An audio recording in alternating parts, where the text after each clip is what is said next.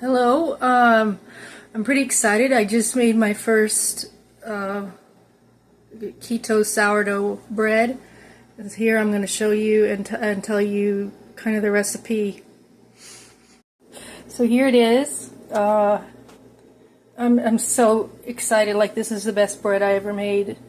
And you can see, like, it actually has little holes in it, which I guess they call it the crumb. And you can see the little holes. This here is the stuff that gelled up, the psyllium and the what is it, flaxseed, which I put in really warm water before I put the starter in. And let me show you my starter.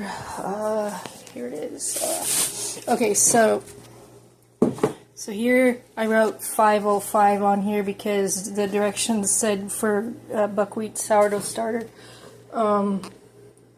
to give it exactly 24 hours before you add more stuff to it. So the first day I put it together, I wrote the time down, and then I've been keeping track of the days here. It's buckwheat starter, and let's see, so I'll make another video that shows where I talk more about the recipe. Heck, I'll just tell you now. So I got the bread recipe from Dr. Berg's YouTube channel for keto bread, but it uses what does it use? It uses regular yeast, store-bought yeast.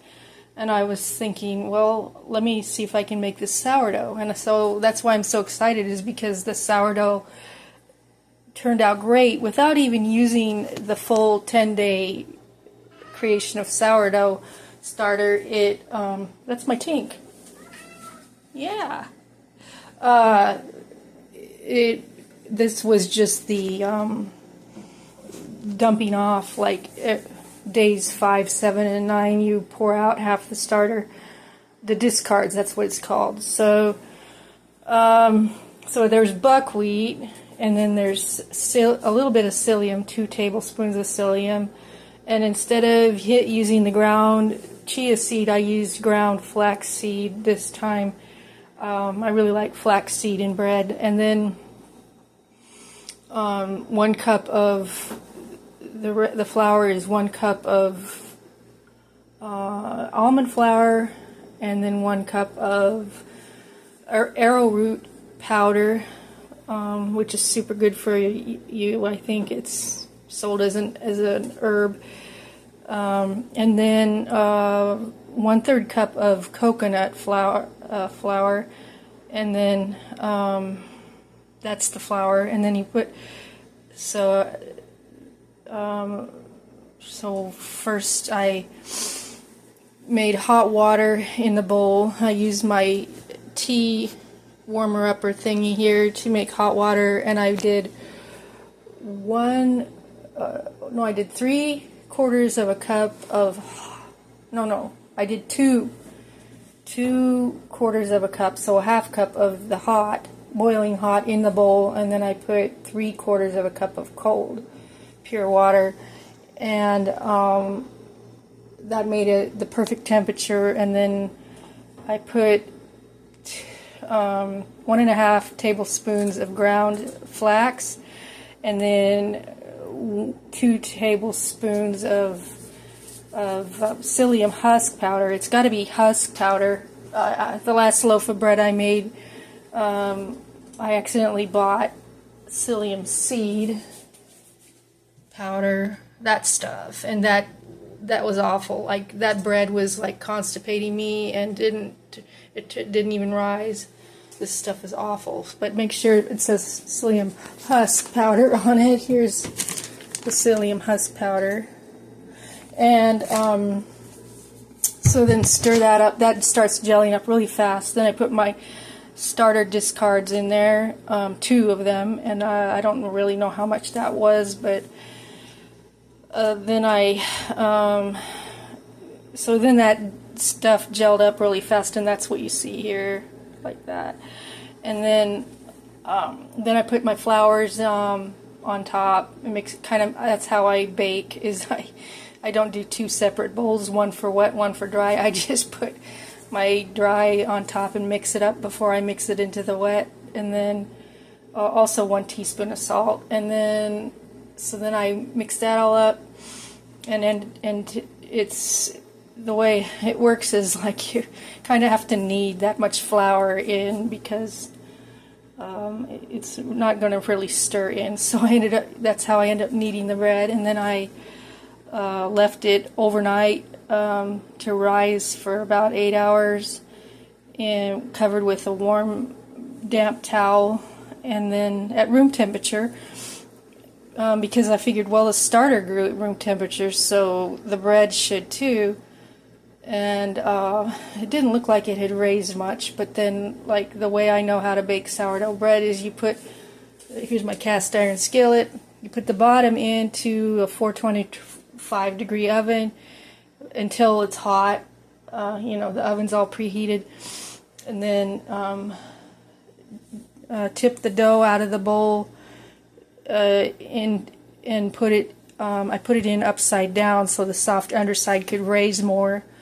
Then I sprayed it with pure water, and then that made a lot of steam, and then I covered it up really fast and put it in the oven for 25 minutes, and then I uncovered it and saw that it had raised really well. I think that's called oven spring.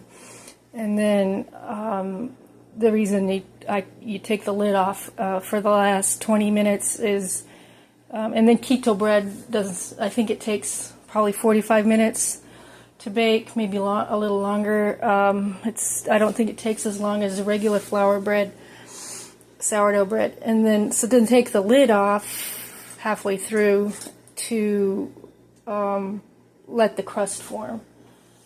And I think I didn't bake the crust long enough because it kind of collapsed here when I let it cool down. I think if I had baked it longer, the crust would have hardened up and then it wouldn't have collapsed. But, you know, I think I'm really excited that, like, this is the best bread I ever made. And it's keto, so successful keto sourdough. So I wanted to say one more thing about the bread. I had it for breakfast. It was really good. Had a nice sourdough taste to it. Is about the starter.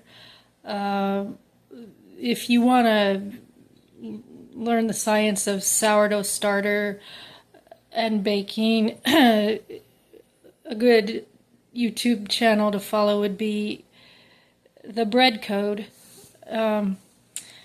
He's an engineer, I think, and bakes sourdough bread when he's not being an engineer, and he's kind of obsessive about it, which is cool, in a good way. And then, so he can tell all about the science of what's going on with the sourdough and the sourdough starter and the sourdough bread. And he, from what I learned from his channel, the sourdough starter has yeast in it, but it also has bacteria, beneficial bacteria, and I think the yeast is what makes the bread rise and get little holes in it like a sponge, and then the bacteria is what gives it the sour taste. And so the reason that for the method of creation for sourdough starter is that you want to dump some off and discard some, and then add more flour, because otherwise I think the bacteria takes over, and then the yeast, there's no more yeast. So that's why I'm following a 10-day sourdough starter creation recipe I got from another channel that for buckwheat, and I can't recall the name of her channel right now. But yeah, she had to go gluten-free for health reasons.